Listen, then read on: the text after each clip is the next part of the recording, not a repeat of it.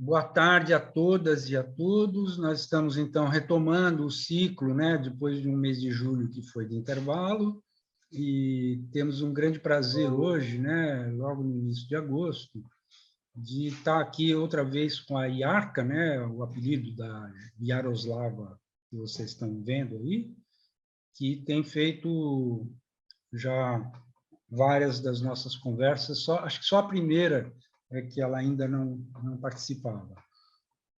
E Boa essa é tarde, todo mundo.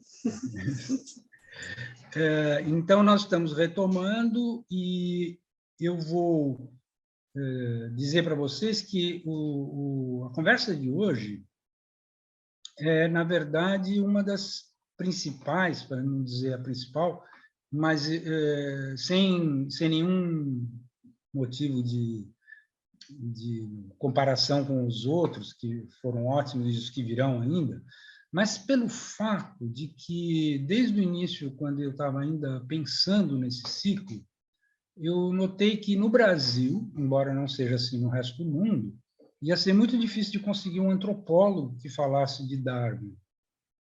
Eu consultei uma colega da antropologia que conhece muito bem a comunidade dos antropólogos brasileiros, por causa de todos esses encontros anuais, né? Mas não só, porque ela trabalhou em órgãos de pesquisa que financiam pesquisa desse pessoal. Então, assim, ela tem um quadro amplo dos antropólogos, e quando eu perguntei para ela se ela poderia me indicar um colega, uma colega que tivesse se interessado pelo Darwin, tivesse lido, tivesse eventualmente estudado Darwin, ela me falou, olha, esquece, procura do lado dos filósofos.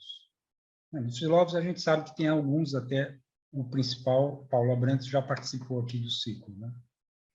Mas antropólogo estava meio que desistindo. E aí, conversando com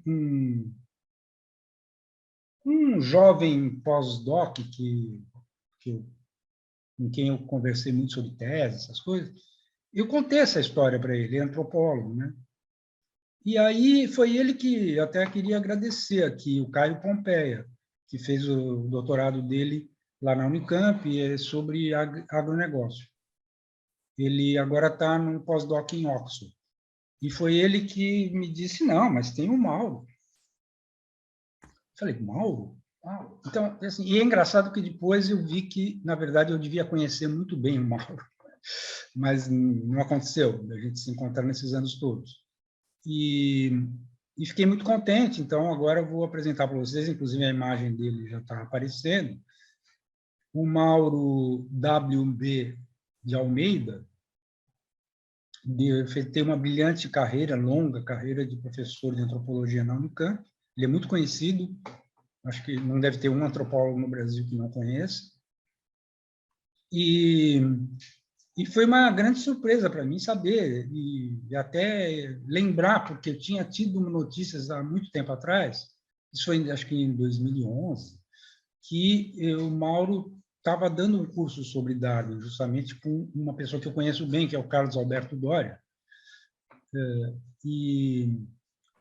Mas, enfim, o fato é que eu não vou fazer uma apresentação de uma pessoa como essa do jeito que normalmente se faz, é que fica parecendo um currículo Lattes, né? Fez tese não sei aonde. Não. O que eu queria principalmente destacar para apresentar o Mauro é o fato de que ele recentemente publicou um livro muito importante que chama Caipora e Outros Conflitos Ontológicos. Está aí a capa, para vocês verem.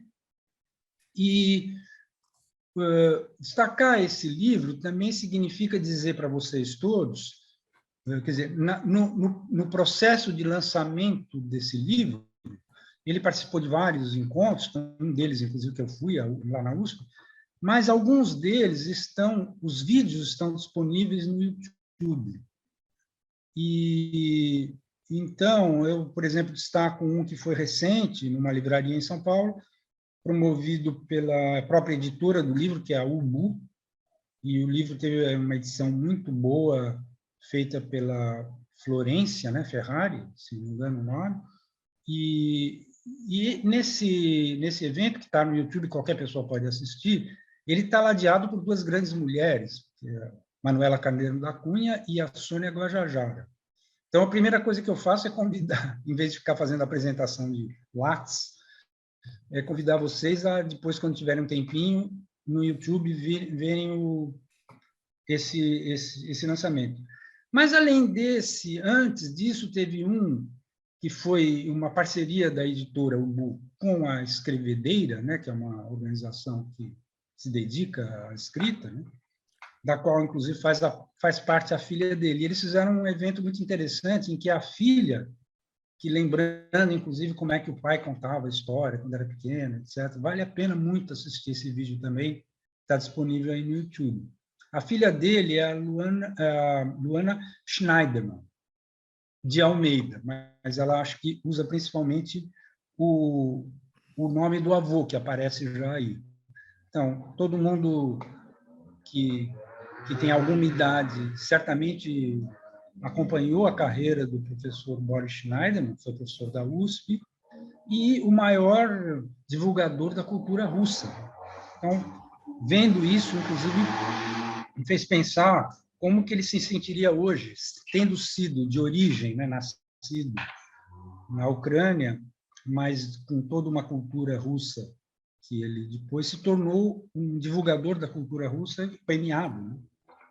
Então, eu queria aproveitar, vendo o nome da filha do Mauro, lembrar do avô dela para aproveitar e fazer uma homenagem, a lembrança, né, desse grande professor que foi, e grande tradutor, principalmente, que acho que quase todas as obras de literatura importantes tiveram suas primeiras traduções feitas por ele, né? Hoje há outros. Muito bem. Então, eu estava dizendo que o Mauro deu um curso sobre Darwin na Unicamp, deve ter sido em 2011, né, Mauro? Acho que vai aparecer agora aí rapidamente a ementa, eu já me referi a ele. O nome que aparece junto, que é do Carlos Alberto Doria, é um caso de antropólogo que foi para outro domínio. Ele, embora na época se interessasse muito pelo Darwin, até que deu esse curso junto com o Mauro, ele depois se enveredou pela antropologia da mesa, ou melhor, antropologia dos prazeres da mesa. Então, ele é muito conhecido hoje como um historiador e um teórico por exemplo, da culinária paulista, ou caipira, como se diz, assim por diante. É provável que muita gente que esteja nos assistindo conheça. Então, acho que eu não esqueci nada do que eu queria dizer nessa apresentação. Então, eu vou passar a dizer para vocês que nessa primeira parte... um aviso importantíssimo que o IA sempre pede as perguntas serão enviadas por e-mail, perguntas, questões, comentários, por e-mail para um endereço que a IA responde, que deve estar aparecendo, se não está aparecendo agora, logo vai aparecer. E eu pediria especialmente, embora isso não seja obrigatório, se possível, vocês mandassem essas perguntas, os que tiverem perguntas, ou comentários, etc., mandassem até às 4h, mais ou menos, porque nós vamos sempre ter aquele trabalho de fazer uma pequena triagem e ver a ordem que vão ser colocadas, etc. Isso, geralmente, se chegar muito em cima da hora, nos atrapalha. Então, depois da primeira hora, em que praticamente todos os assuntos serão expostos, vocês talvez já tenham perguntas para mandar e tal, por favor, mandem. E eu vou para a primeira pergunta. Nós vamos ter, nesse primeiro bloco de 1h, 3 perguntas, basicamente. As 2 seguintes serão sobre os grandes livros do Darwin, né? Nós vamos separar bem A Origem das Espécies do livro de Descent of Man, foi traduzido no Brasil como A Origem do Homem, coisa parecida.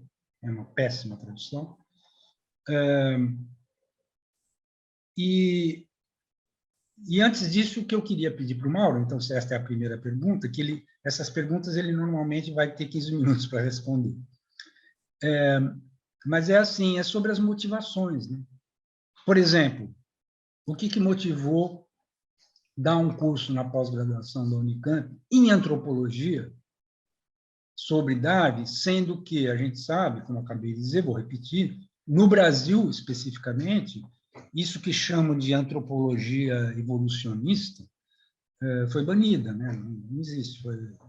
Nós temos até um exemplo interessante aqui, que a Yarka é antropóloga, está participando aqui nessa condição, e não sofreu esse boicote que existe no Brasil, porque fez lá na Tchecoslováquia, então uma parte do curso era tanto para antropologia cultural quanto para antropologia evolucionista. Mas, enfim, ela certamente não sofreu, né, essa coisa que os antropólogos, parece que Darwin para eles não existe, etc. Eu insisto, nos Estados Unidos, por exemplo, não é assim, na Europa não é, mas, ao mesmo tempo, os grandes antropólogos, eu podia nomear aqui uns 3 que estão muito em voga, dá a impressão de que eles nunca se interessaram pelo Darwin, né? Não quero dar nomes para não criar polêmica à toa, mas, enfim, acho que está bem claro que, assim, se interessar, como eu estou me interessando, nós estamos nos interessando, pela motivação que fez o Mauro, nessas circunstâncias todas, oferecer um curso de pós na Unicamp sobre o Darwin, nos interessa. E, é claro, também nos interessa a motivação pessoal, né? De ser levado a ler o Darwin. Então, isso eu acho que é uma pergunta inicial que precede outros tipos de considerações que nós faremos em seguida sobre a visão dele sobre o próprio Darwin, ou isso que chamam de darwinismo. Nós vamos ter bastante tempo para conversar sobre isso. Então, Mauro, antes de te passar a palavra, o principal é 1000 agradecimentos sinceros, nossos, do IEA. Eu que agradeço muitíssimo o Golinho de Café por esse convite, que eu aceitei meio irresponsavelmente, já que eu não sou biólogo, não tenho formação formal nessa área, mas, de fato, decidi dar um curso sobre Darwin, depois de já ter incluído Darwin na ementa de outros cursos.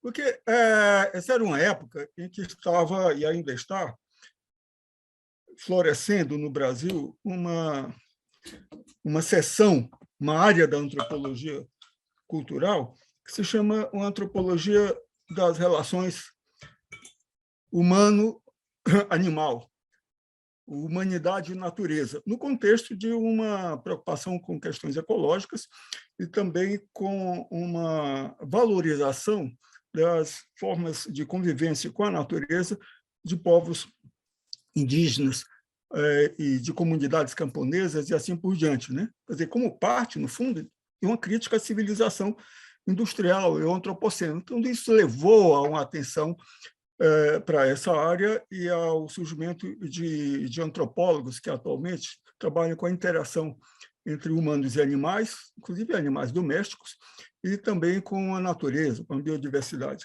Então, isso era o tópico. Nessa disciplina, eu comecei a introduzir o Darwin, né, já em outras emendas, achando que isso era uma parte essencial.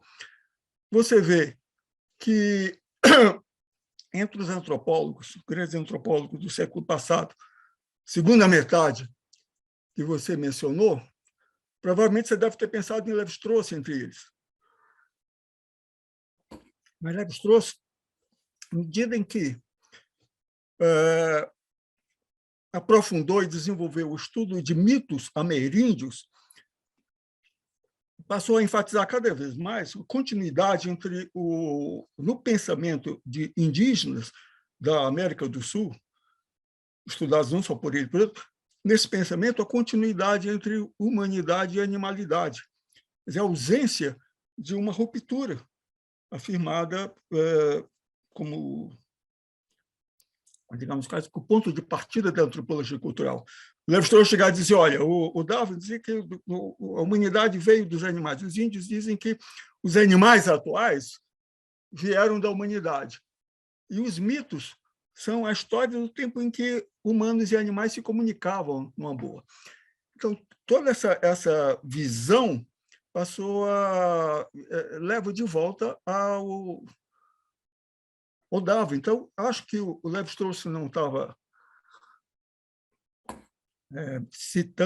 mencionando explicitamente o Darwin, por várias razões, eu vou talvez voltar a isso, mas certamente tinha consciência dessa confluência entre o pensamento indígena, tão valorizado por eles, tão próximo da natureza, e a visão de Darwin.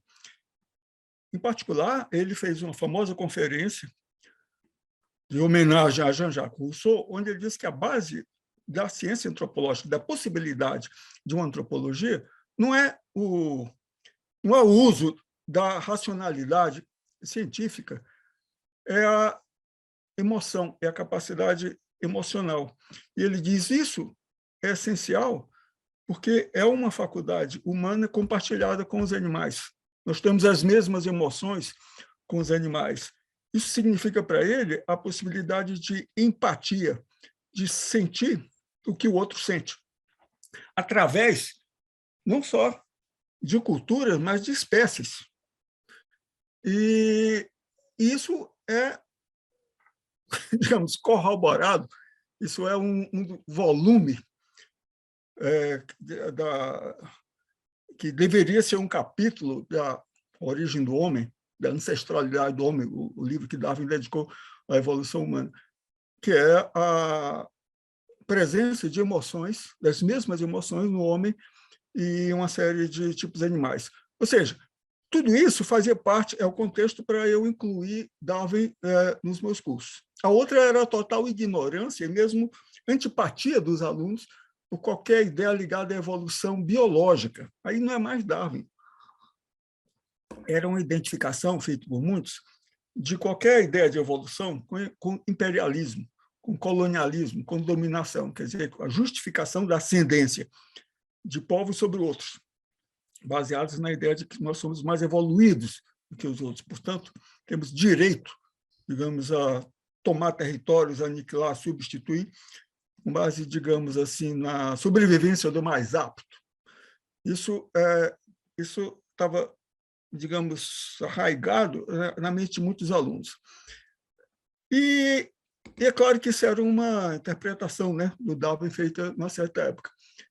Mas a gente provavelmente vai voltar a isso, então queria dar outras motivações para eu já estar preparado para esse interesse no Darwin. É o fato de que, primeiro, eu tive um curso maravilhoso de introdução à antropologia física e cultural pela professora Gioconda Mussolini, uma grande professora, era uma das estrelas, digamos assim, ao lado na antropologia era ela, quer dizer, na sociologia tinha o Florestan Fernandes, claro, e a época do Fernando Henrique Cardoso, do Florestan, etc. Os alunos deles, mas esse pessoal todo foi caçado. E ficou a professora Gioconda, que infelizmente faleceu no primeiro ano de curso, exatamente no primeiro semestre de 69. E o curso dela era baseado numa antologia organizada com ela, com antropologia evolucionista de ponta, aplicada à questão da humanização, da emergência da própria espécie humana e da emergência da cultura, e da interação entre processos biológicos e os processos culturais durante o processo de humanização. Então, é assim, isso foi o último curso que eu saiba dado sobre o assunto para alunos das ciências humanas, da sociologia, nesse instituto. Então, isso teve influência para mim também, o fato de que, quer dizer, eu estava no primeiro ano das ciências sociais. Eu tinha um pensamento muito conectado com o marxismo, e o marxismo também estava para mim associado com a visão científica da origem da humanidade, que está em Engels. É um trabalho que até hoje tem muito valor para mim, que saiu dele sobre o papel da conformação da mão, ou seja, dos órgãos de trabalho, na humanização. E também Engels também é o primeiro autor de uma definição moderna de vida, associando vida ao fundo da proteínas, a seres chamou de corpos albuminosos. Isso assim foi em cheio, uma coisa que depois desenvolvida pela biologia. Mas, em suma, tinha isso. E também o fato de que eu, durante toda a minha formação de ciências sociais, que eu cursava à noite, eu trabalhei de dia numa editora científica que estava publicando, editora Perspectiva e Polígono. Polígono tinha outro nome, mas era o mesmo local, as mesmas pessoas, coordenada pela professora Gita Ginsburg, mulher do Jacob Ginsburg, era o patrão. Ela é uma cientista de matemática, na verdade, de formação, e coordenava uma coleção destinada à pós-graduação. Então, não eram livros didáticos. Então, ali eu aprendi muita matemática, muito mesmo, e, ao mesmo tempo, os livros de biologia eram coisas de ponta. Tinha volumes grossos de biologia molecular, com antologias de trabalhos recentes. Tinha a evolução do homem, do Dobzhansky, um livro que me impressionou muito, e por aí vai, quer dizer, outras obras importantes sobre temas especializados, como fungos, por exemplo, cogumelos, um troço absolutamente fascinante. Então, eu tinha admiração pela biologia e tinha esse tipo de processo, ao mesmo tempo que o interesse pela matemática e pela lógica estava associado com, curiosamente, mas não demais, com o marxismo também, porque eu desconfiava que a lógica moderna, que eu estava vendo naqueles livros completamente alucinantes, teria a ver com o projeto de uma lógica dialética, uma lógica em que a contradição é aceita, é incorporada e é tratada também do ponto de vista científico. Aí tinha lógicos poloneses que tiveram um papel muito importante nisso, inclusive Adam Schaff, que tinha uma conexão disso com o marxismo ainda, e a escola lógica polonesa, que é uma coisa absolutamente de vanguarda. E assim vai. Então, minha cabeça não era de alguém formado só pelas ciências sociais. Pelo contrário, essa coisa durante o dia fez muito a minha cabeça. Então, era natural que eu tivesse familiaridade com isso. É verdade que na USP, isso e muitos outros lugares até hoje, quando se falava de evolucionismo, isso era uma aula, no máximo, do curso, em que se falava dos evolucionistas britânicos, vitorianos, racistas, colonialistas, e talvez de Lewis Morgan, que era tratado no mesmo pé, o que é uma grande injustiça. Lewis Morgan era alguém que se correspondia com Darwin, que visitou Darwin, que tinha uma relação assim de comunicação científica. Ele é citado várias vezes na Origem das Espécies, em conexão com a obra do Lewis Morgan sobre os castores, que é um exemplo de um tópico moderno atual, que o Zé Américo conhece muito bem, que é o efeito recíproco que tem o animal com o ambiente, quer dizer, reconstruindo esse ambiente e, por sua vez, recebendo desse ambiente reconstruído novas condições e novos desafios que ele tem que resolver. Quer dizer, o Morgan insistia muito que o castor não é programado, naquele tempo não tinha genética ainda, né? Por instintos, para construir uma casa. Ele fez isso com base em extensivo estudo de campo durante as viagens dele para estudos indígenas. Então, é um livro de 500 páginas, muito documentado empiricamente. Ele diz o seguinte: para cada circunstância ambiental, o castor acha uma solução. Ele age como um engenheiro. Ele não é programado para construir aquilo. Ele resolve um problema de materiais, de velocidade da água, do rio. Então, tudo isso fazia parte, digamos assim, da minha familiaridade prévia e do meu interesse por esses antropólogos todos. Eu sabia que tinha mais. Sem falar de um encontro com Darcy Ribeiro, no Peru, em que ele estava, numa época em que ele estava escrevendo a única obra evolucionista de peso do continente, que é uma história da evolução das sociedades humanas para chegar nas Américas e, finalmente, para chegar no socialismo peruano que ele estava tentando construir.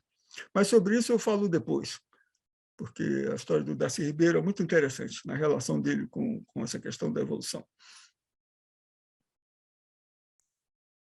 Muito interessante para eu também ouvir essas histórias e essa rejeição dentro da antropologia, né? Aqui no Brasil, claro que eu não vivi nada disso, mas eu gostaria, na verdade, de saber mais sobre essa questão, o que, na verdade, o livro, a origem, né, do Darwin, o que esse livro, na verdade, pode trazer para a antropologia. Ou o que poderia ser de interesse, entendeu, para os antropólogos até hoje em dia. Você já mencionou, por exemplo, essa continuidade, né, entre as espécies e uma ruptura com o rompimento com antropocentrismo. Eu acho que isso é super interessante, super importante. Eu, na verdade, também experienciei isso.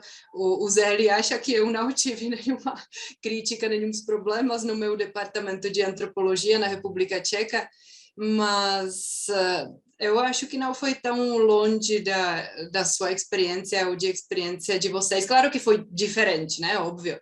Mas sempre quando a gente chegava a falar sobre Darwin, sobre evolução, sobre teoria darwiniana dentro da antropologia, os nossos colegas olhavam com susto, com medo, com rejeição total. Né? A gente basicamente, um pequeno grupo de etólogos, né? Ou seja, a gente estudava o comportamento animal, inclusive humano, né? A gente só teve sorte que um dos fundadores da nossa faculdade, que foi nova naquela época, 22 anos atrás, ele gostava, na verdade, de etologia, né, como hobby dele. Então, ele gostou da nossa abordagem e deixou a gente na faculdade, mas agora não existe mais. Agora é realmente só antropologia social e cultural pura, e não querem nem ouvir sobre nada, sobre biologia no comportamento humano. Então, na verdade, o que eu fiz, o que eu estudei, não existe, nem existe mais. Então, realmente, vive um pouquinho o que você falou, aqui em um contexto completamente diferente, mas parece que né, o procedimento foi bastante semelhante. E um dos medos pelo menos dos antropólogos sociais culturais que eu conhecia foi exatamente aquela interpretação errada da obra do Darwin aplicada ao darwinismo social, que você já começou a mencionar também. Então, talvez você pode mencionar isso. O que poderia ser, então, de interesse para os antropólogos sociais culturais da obra do Darwin e, na verdade, como evitar esse entendimento errado do darwinismo dentro da antropologia. A primeira, vou começar pelo final, porque isso também toca no ponto que o Zé Li tem enfatizado, que é o seguinte, que no primeiro livro do Darwin, A Origem das Espécies, saiu juntamente com... Aliás, antes do livro, tem uma seção, tem um anúncio da teoria simultânea, né? Expressa num artigo proposto por Bolas, um grande naturalista que passou 10 anos no Brasil e outro tanto na atual Indonésia, e uma carta do Darwin que registrava o fato de que ele também tinha pensado a mesma teoria simultaneamente. Mas as duas teorias são um pouco diferentes. Eu vou voltar a isso porque uma das diferenças é o que separa os dois sobre a origem da humanidade. Mas o fato é o seguinte, é que após a publicação do livro do Darwin, teve uma interpretação associada inicialmente ao sobrinho dele, Galton, uma interpretação, de fato, que aplicava a teoria dele à humanidade no sentido que justificaria o racismo, uma hierarquia social, uma evolução, e assim por diante. E isso com apoio também na estatística e na genética, com bastante manipulação. Eu acho que isso, se a gente ler a primeira edição de 59, eu estou com um facsímile aqui na mão, teve várias edições, uma coisa que atrapalha é o subtítulo: a origem das espécies por meio da seleção natural ou a preservação das raças favorecidas na luta pela vida. Então, é como se estivesse anunciando um projeto que, na verdade, não está contido no livro. No interior do livro, você pode entender raças como variedades animais que, para Darwin, nem eram separadas de espécies, particularmente no contexto dos primeiros capítulos sobre seleção artificial, sobre domesticação, em que a gente fala de raças para indicar, digamos, uma subvariedade de uma espécie. Mas isso apoiava, aparentemente, a ideia de aplicar a teoria darwiniana para justificar a ideia de que existem raças humanas superiores favorecidas na luta pela vida e outros destinados a desaparecer nessa mesma luta. Uma visão que foi incorporada tanto pelos eugenistas quanto pelos nazistas. Um fato interessante é que nos manuais de biologia a gente nunca vê, é que um dos pioneiros da síntese moderna, que foi Fischer, o matemático geneticista que formulou matematicamente a compatibilidade da genética mendeliana com a teoria da seleção natural. Fischer, o último capítulo do livro dele é um manifesto eugenista, altamente racista no seu conteúdo. Isso você nunca ouviu falar disso. E ele entrou para o interesse na biologia exatamente pelo interesse no movimento eugenista na Inglaterra, mais ou menos por volta de 1915. E era a favor, de fato, enfim, de políticas destinadas a assegurar a ausência de hibridismo e assim por diante. Isso teve consequências terríveis, né? Isso virou uma política de Estado na Alemanha, mas também nos Estados Unidos, em outros países, na Austrália, segregando, isolando, torturando pessoas, impedindo a formação de famílias em nome dessa ideologia, sem falar do genocídio, registrado como uma política de Estado. Então, os antropólogos tinham razão para isso. E nos Estados Unidos, em particular, havia um movimento eugenista muito forte, que também virou política de Estado, também levou à esterilização de pessoas e experimentação com negros, etc. Mas Boas, que era um imigrante da Alemanha, quer dizer, se opôs a uma antropologia evolucionista. Tem as razões científicas, que depois eu posso mencionar, mas uma das razões era um apoio a uma política liberal que admitia migrantes com o ponto de vista de que o que importava nessas populações, poloneses, por exemplo, vistos como inferiores também por aquele pessoal que se considerava descendente de ingleses, etc., de alemães, considerados inferiores, etc., e Boas comparou, em estudos super famosos, traços raciais, entre aspas, de população negra, de imigrantes, países como Polônia e outros, e desses, digamos, sangue puro, de ascendência alemã ou inglesa. E mostrou como esses traços, em primeiro lugar, variavam separadamente. Em segundo lugar, se distribuíam com uma frequência estatística em forma de sino. Em terceiro lugar, esses sinos se superpunham. Isso quer dizer o seguinte, que havia dentro de um mesmo grupo variações maiores do que havia entre um grupo e outro. E na intersecção dessas distribuições de sino, você tinha essa ambiguidade. Ou seja, ele disse o seguinte: não é possível classificar, usando métodos estatísticos, essas populações por raça. Hoje em dia se faz isso com métodos da genética, né? Também mostrando que você tem uma mistura generalizada do ponto de vista genético. Então, isso tinha uma mensagem política importante. Mas a sua pergunta Eu podia continuar aqui para dizer também por que cientificamente o Boas se opunha. E aí isso tem a ver também com as razões dos antropólogos na Inglaterra, Radcliffe Brown, sobre primeiro o Malinowski, cara com formação de engenheiro, de cientista, Boas com formação de físico, né? E Radcliffe Brown com a formação de psicólogo, experimental, todos eles vinham de disciplinas científicas, com peso experimental. E o que eles estavam reagindo? Contra as especulações sem embasamento empírico. Então, Boas não era contra a história, só que ele exigia uma história documental. Então, assim, para estabelecer a relação entre um grupo cultural e outro, ele exigia evidência arqueológica, escrita, artefatos, etc. E mandava os alunos recoletar isso. A mesma coisa acontecia do outro lado, na Inglaterra e etc.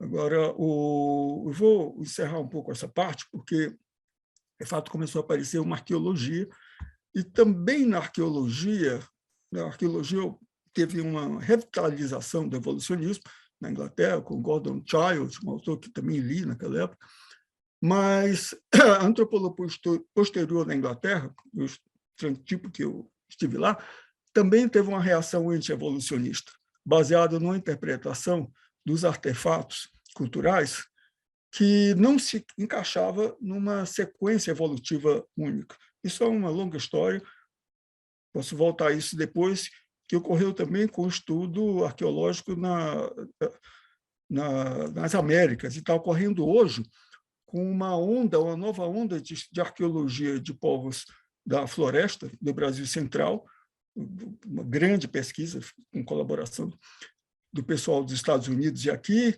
no sudoeste, no Acre, e tal, mostrando como o nível de desenvolvimento social, e a organização político-social e tecnológica das sociedades não se encaixa tampouco numa escala de desenvolvimento, como, por exemplo, aqui o Darcy Ribeiro propôs. O pessoal mora na floresta, deveria ter uma tecnologia primitiva, organização social primitiva, etc., etc., etc. Não funciona assim. Agora, você perguntou também o que eu achei importante passar para os alunos da antropologia do Darwin. A minha premissa era o seguinte: tirar do caminho a ideia de evolução cultural, colocar no lugar disso a importância de ter uma visão científica da hominização, quer dizer, do componente biológico da evolução humana, que não parou há 100 mil anos atrás ou há 200 mil anos atrás, continua. Há traços que alteraram, por exemplo, a resistência à lactose associada ao pastoreio e alguns outros traços. Mas, no essencial, é a mesma espécie, a mesma capacidade, a mesma espécie no sentido fisiológico do organismo, cérebro e assim por diante. Isso é a comparação de um arqueólogo importante, contemporâneo, né, em inglês, da época que eu estava lá, inclusive, você pegar uma criança de 100 mil anos atrás, lá saindo da África ou já na Europa, e botar numa escola norte-americana, ela vai aprender inglês, vai se envolver com mais outras, tem a mesma capacidade fisiológica. Então, é isso. Isso é a parte principal para passar. A outra eu falo depois, que está no item de curso. Porque o que eu achei importante passar para os alunos, então, do Darwin, tirando isso do caminho. Exatamente, mas é que você já estava, na verdade, entrando bastante no assunto da minha pergunta atual, que eu quero te fazer agora. Mas, aproveitando que eu te interrompi, para chamar a atenção de muitos dos nossos queridos ouvintes, sei lá como chamar, as pessoas que assistem, né, e que depois assistem os vídeos, etc., dessa diferença absolutamente fundamental entre a origem das espécies e o chamado no Brasil, segundo grande livro, muito pouco lido, né, traduzido aí como A Origem do Homem. É importante dizer que se separam um do outro 12 anos, que ele tinha grande parte do que aparece no segundo livro, no segundo grande livro, porque teve milhões, né, mas enfim, ele já sabia dessas coisas quando ele escreveu o primeiro, mas ele optou por não colocar. Há muita polêmica sobre por que ele optou por não colocar a parte da humanidade na origem das espécies. Tem várias lendas sobre isso, alguma delas deve ser verdadeira, não sei. Não interessa. O fato é que ele aguardou 12 anos para publicar isso, que, na verdade, é a antropologia do Darwin, vamos dizer assim, né? a segunda grande obra.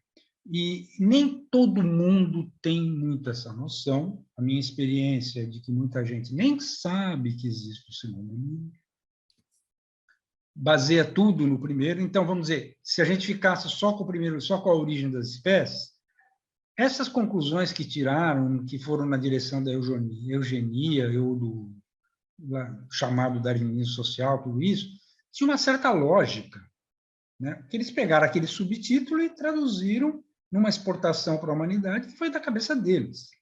Mas, enquanto isso, Darwin estava pensando uma coisa completamente diferente. E a diferença entre as duas obras é tão grande que, inclusive, um tema de discussão, talvez a gente faça mais para frente, de como é que você concilia um com o outro, se é que a palavra seria esta, né? Mas, então, tudo isso para dizer para os ouvintes que a segunda grande obra é importantíssima e é absolutamente essencial para quem pensa em Darwin e na humanidade, porque você pode perfeitamente usar o que está lá na origem das espécies para outras questões. Mas para a questão da humanidade tem que ser o segundo grande livro. Então, e isso foi o tema, eu acho que o curso, justamente, que a gente mostrou a ementa aí, ele é bem centrado no segundo, que eu estou chamando de segundo grande livro. E a gente queria te ouvir justamente sobre isso, sobre a antropologia darwiniana. Você tem razão. Você vê que na ementa que você recuperou para mim, muito obrigado, que há uma diferença entre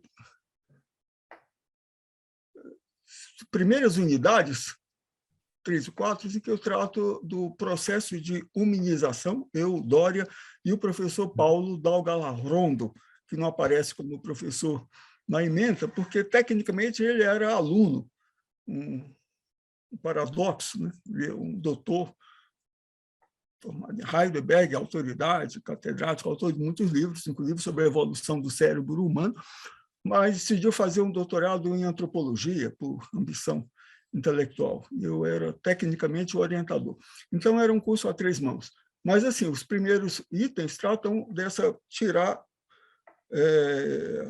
botar na cabeça dos alunos, que não eram biólogos, a ideia de uma origem biológica da humanidade, de uma árvore, digamos, de árvore evolutiva.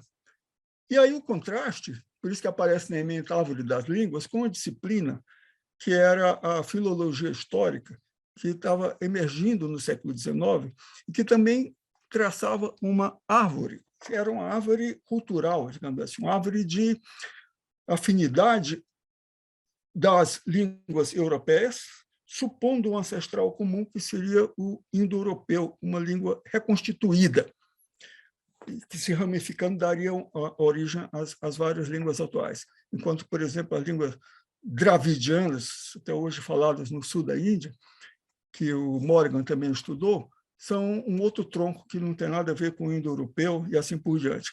Ora, isso foi uma teoria constituída com uma metodologia histórica e que não tinha nada a ver com o darwinismo, nem com a ideia de seleção ou de superioridade de uma língua sobre outra. Quer dizer, seria como dizer, o alemão se adaptou para circunstâncias especiais, a França, por causa do clima da França.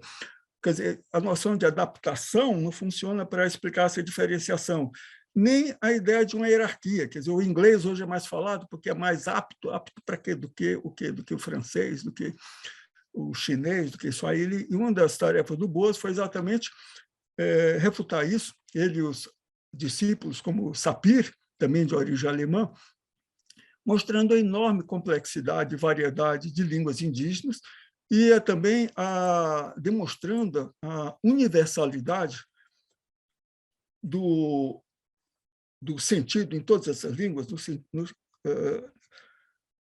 De acordo com o seguinte teste, é possível pegar Kant e traduzir em chinês, em japonês ou na língua dos esquimós, línguas inuit, às vezes até com vantagem.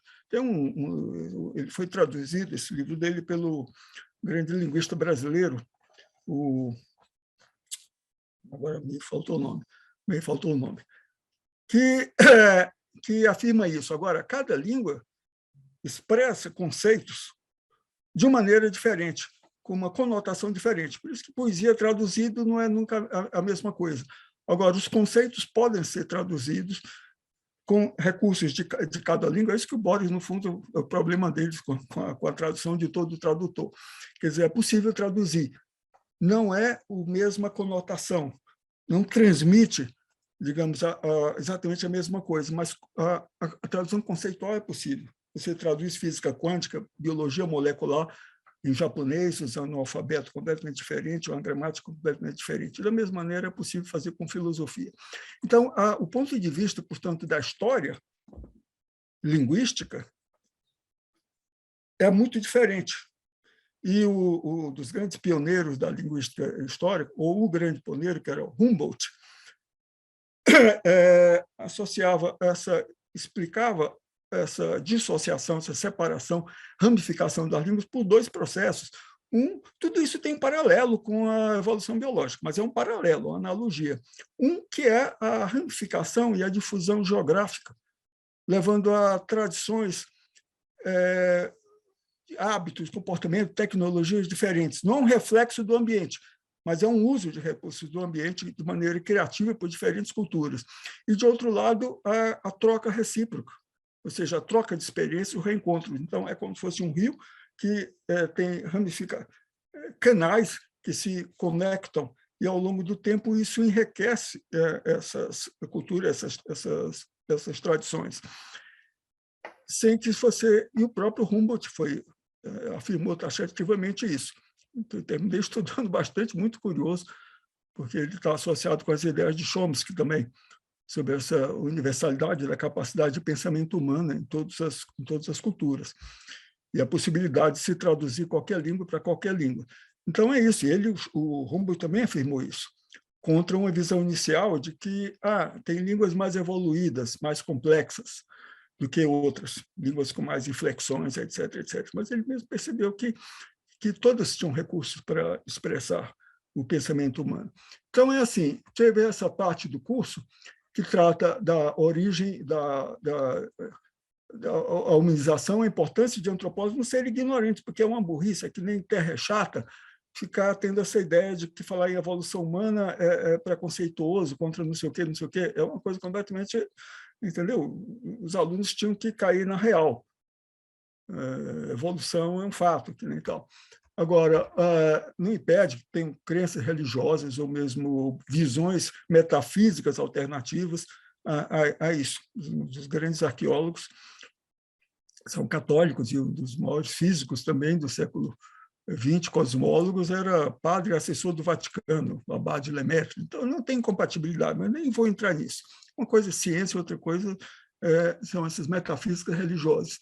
Agora, depois disso, depois de tratar de seleção natural, de hábitos, os tópicos finais do curso, de interesse imediato para os alunos, não tinham a ver com repassar as teorias de evolução cultural. Eu, pessoalmente, não acho que se aplica às sociedades e às culturas a noção de evolução no sentido darwiniano, implicando conceitos como adaptação e aptidão, fitness, e também e de adaptação. Mas isso é uma outra história. Eu não entrei nesse debate com os alunos. E sim no que tem de positivo, importante e mesmo indispensável no Darwin, e que sai. Primeiro, a crítica ao racismo. Você vê, o primeiro livro fala preservação dos mais aptos, como é que é, das raças mais rápidas na luta pela sobrevivência. Mas será que se aplica para explicar a diferença entre as raças? Era o que Agassiz, o grande biólogo, paleontólogo, na verdade, de peixes, teve no Brasil para documentar a inferioridade dos negros e tal. Tem um trabalho dele infame, registrando isso. Bom, era o que eles afirmavam. O Darwin, então, Agassiz era poligenista, a humanidade teve várias origens. Negros tiveram uma origem separada, os indígenas outra separada, etc. Tudo criado, na verdade, uma criação de origem divina e hierárquica. Justificava a escravidão e assim por diante.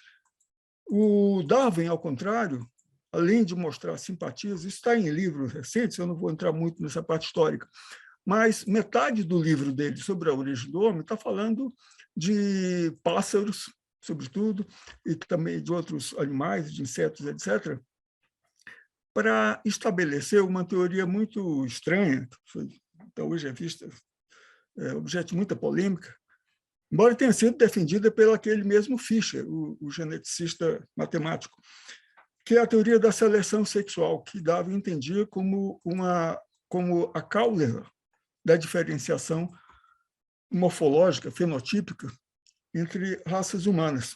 A cor negra de habitantes da África, o cabelo encaracolado, isso, repare bem, varia muito na África. Não há um tipo humano único na África. É muito diferente. Os habitantes Nuer do Sudão, da África Oriental, e os da África Ocidental, da África do Centro-Sul e do Norte da África. Essa ideia de um tipo africano só já é, por si, absurda. Mas o Darwin dizia essas variações, assim como as diferenças entre assim, do Mediterrâneo e depois do Norte, tinham origem num processo que, em termos biológicos, é um processo de seleção, como é que se diz? Simpátrica, ou seja, seleção no mesmo grupo populacional ou numa região onde a população está em comunicação e onde, portanto, é um problema explicar por que surgem linhagens divergentes, já que nessa população está havendo intercasamento, e essas diferenças tenderiam a digamos, se diluir na população como um todo, em vez de conduzirem a uma separação gradativa que daria, então, origem a espécies diferentes. Hoje em dia, o processo favorecido para explicar a especiação é a especiação alopátrica, quer dizer, que se dá pela separação geográfica de grupos populacionais, onde essas pequenas diferenças, então, podem se desenvolver paralelamente. Por exemplo, no Acre, quando eu estava estudando lá, o professor Pérez, que hoje está na Inglaterra, tinha feito previamente um estudo ao longo do rio Juruá, onde eu estava trabalhando, mostrando como, à medida que você descia a bacia do rio, portanto, a distância entre as margens ficava maior, aumentava a divergência do interior de uma espécie de primatas, de macacos, ficavam mais separadas, ilustrando o efeito do isolamento geográfico pela presença do rio no início da especiação, ou seja, da separação, divergência de traços. Esse é o aspecto que foi mais enfatizado pelo Wallace. Então, o Darwin, ao contrário, estava explicando um processo que ocorria por uma seleção no interior de um grupo, pela preferência, inicialmente poderia ser meio casual ou acidental, por um certo tipo de aparência. Ou seja, black is beautiful seria uma opção. Pode parecer meio absurdo, mas é isso que ele defende, e dando exemplos também desse processo de seleção estética, não era ligada à adaptação, nem à sobrevivência. Depois dele explicar em metade do livro, na metade do meio, né, justificar isso com base em estudo de animais não humanos, ele lança a ideia de que é isso que explica também a divergência fenotípica de tipos humanos, rejeitando, não é ignorância, ele rejeita explicitamente interpretações baseadas na adaptação à luminosidade solar, a questão da presença de doenças e a outros fatores desse tipo. Certo ou errado, ele lançava essa ideia de uma seleção simpátrica interna, que corresponde também ao processo, você pode pensar isso por analogia, com o processo pelo qual um grupo étnico se mantém separado dos demais, ou mantém seus grupos e tradições, escolhendo os seus parceiros, dentro daqueles que têm características que foram já transmitidas por educação como preferidas, sendo que o Fischer, o geneticista matemático, incrementou isso, dizendo que as fêmeas também herdariam essa preferência. Os machos preferidos transmitiriam esses traços escolhidos pelas fêmeas e elas transmitiriam para as suas descendências também essa preferência. Então, a coisa é chamada de processo bola de neve, em que uma diferenciação inicial vai se multiplicando. Ora, pode ser visto como bem bolado, quer dizer, se non è vero, é bene trovato, mas, para mim, é uma ideia muito sugestiva, do ponto de vista da antropologia, para sugerir como é que o Darwin introduziu um componente que os antropólogos chamariam de cultural, como base de uma diferenciação étnica, de base cultural entre os povos. Um ponto que é muito importante na antropologia de Lévi-Strauss, fundada por ele, porque ele enfatizava que toda cultura persiste no tempo por causa de duas tendências. Uma a se replicar, a se transmitir padrões semelhantes aos das gerações anteriores, o que significa separação, rejeitar. Por isso ele foi muito criticado, porque numa conferência na ONU, ele, de certa maneira, justificou o comportamento etnocêntrico de povos europeus, dizendo que, olha, no fundo, é um traço geral de grupos humanos, algum grau de etnocentrismo. Por outro lado, a vitalidade de todas as culturas, como já dizia Humboldt, está na capacidade de trocar experiências, de absorver o contato com outras culturas. Então, tem isso. Os outros aspectos eu não vou comentar agora, tem a ver com o comportamento social e sobretudo, a importância do que ele escreveu sobre seleção artificial, sobre a domesticação, que é a engenharia genética, digamos assim, a engenharia biológica de povos sem escrita. E que, no fundo, se aplica também à própria espécie humana. Essa domesticação que é feita para os animais vai ter sido parte do processo também de humanização. Isso aí foi fundamental na minha pesquisa de campo antropológica com esses povos agricultores e caçadores da Amazônia, junto com biólogos, com um foco muito importante durante quase 10 anos, precisamente no processo de seleção artificial, de produção de novas variedades de plantas, de alimentos, que está em curso hoje em dia na Amazônia, e na importância de políticas públicas para valorizar esse processo ao lado da agroindústria, da grande indústria. E como isso é importante para a sobrevivência de uma variedade que garante alternativas face a pestes, a colapsos ecológicos que ponham em risco essas variedades que são hoje as industriais, né? Mas existem centenas, milhares, na verdade, de tipos ainda depositados por essas populações. E quem iniciou o estudo disso foi Darwin, continuado pelo soviético Vavilov, uma grande figura, antes de ser desaparecido, né? Contexto que o José conhece muito bem, já escreveu sobre isso. Vavilov foi um dos grandes heróis dessa biologia com inspiração na domesticação dos animais, né? Fazendo um mapeamento no mundo inteiro dos locais onde a base alimentar da humanidade hoje em dia vem da atividade de povos sem escrita, por volta de 10 mil anos atrás, 12 mil anos, 7 mil anos atrás. E Darwin foi o iniciador desse estudo.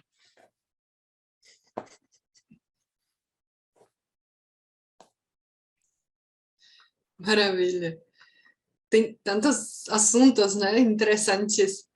Eu não sei se vocês me permitam, mas a gente já recebeu a primeira pergunta e como o Mauro já começou, na verdade, a falar sobre o assunto, talvez eu iria reproduzir aqui pelo menos a primeira parte da pergunta, se eu puder, porque para a gente não voltar depois para o mesmo assunto, que eu acho que realmente veio exatamente no momento certo que você estava falando, na verdade, sobre a seleção sexual. Então, Fica à vontade, fica à vontade. Você está mudando um pouco a ordem, mas tudo bem. Mas só um pouquinho, mas é porque me parece mais lógico, né? No contexto que o Mauro realmente começou a falar. Então, pergunta da professora Lia Queiroz do Amaral, que sempre acompanha a gente está sempre feliz que ela está aqui, que é professora titular senior do Instituto de Física da USP. E ela, na verdade, sugeriu, ou tem um comentário aqui sobre a continuidade animal-humano, e a proposta explicitada no Darwin, no livro de 1871, sobre seleção sexual e a origem do homem. E ela fala que, segundo esse livro, a etapa inicial de separação entre primatas e humanos foi devida à seleção sexual e não à seleção dita natural. E que o Darwin enfatiza, sobretudo, as diferenças na pele e também as vocalizações sexualmente diferenciadas que se definem na puberdade humana. E fala que a continuidade animal e humano está presente principalmente na sexualidade e eu acho essa parte importante de que logo em seguida ele publica o seu terceiro livro, que a gente nem mencionou aqui ainda, sobre as emoções nos animais e no homem. Emoções. Exatamente. Eu, aliás, mencionei esse livro logo no começo, dizendo que isso colocava ele junto com Lévi-Strauss. Isso. Estabelecendo o elo entre animal e humano, que é também o elo do antropólogo com outras culturas. Ou seja, é um processo de comunicação, por quê? Que não passa pela exigência de você compartilhar as ideias, os pensamentos, a racionalidade, o modo de pensar da outra cultura, mas sim compartilhar emoções. Então, isso é uma espécie de ponto de partida humanístico, generalizado, quer dizer, que se estende para outras espécies, atitudes que a gente tem com relação a humanos e animais têm entre si. Mas, olha, essa é uma questão bastante complexa. Eu mencionei essa teoria do Darwin para mostrar que o pensamento dele sugere muitas pistas, como parte de uma ampliação do ponto de vista dele, enfatizado, não unicamente, mas enfatizado no primeiro livro, coisa que ele disse. Ou seja, em primeiro lugar, ele não usou a expressão evolução no livro dele, são coisas que a gente sabe e tal. Mauro, deixa eu aproveitar para fazer só uma pequena interrupçãozinha para um esclarecimento para os ouvintes, porque a gente está falando primeiro, segundo, agora falar em terceiro, não é bem isso. Existem dois grandes livros, o primeiro e o segundo, quando a gente está sendo então os grandes. Se a gente for falar dos livros do Darwin, eu nem sei, eu tenho a impressão que são 12, 13, tá certo? Não é 2, 3, tem muitos. Não, tem particularmente esse que vocês citaram, acabaram de citar, está justamente fazendo 150 anos redondinho. E nós temos um evento específico sobre isso.